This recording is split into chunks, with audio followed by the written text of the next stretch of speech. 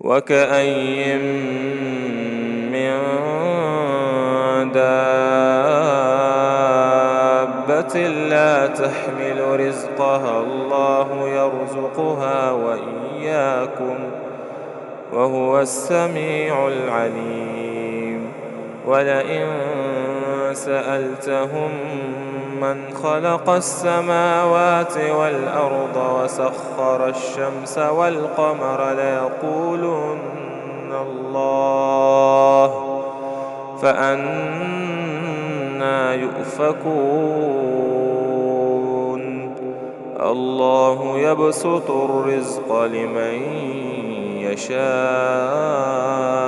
من عباده ويقدر له، إن الله بكل شيء عليم.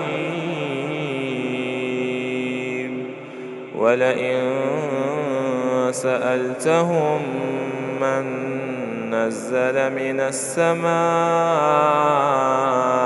ماء فأحيا به الأرض من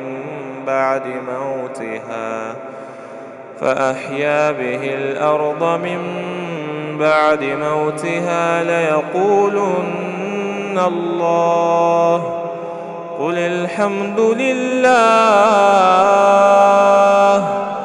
بل أكثرهم لا يعقلون. وما هذه الحياة الدنيا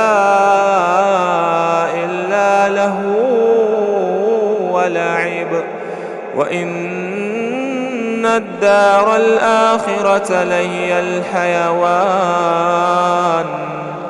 لو كانوا يعلمون.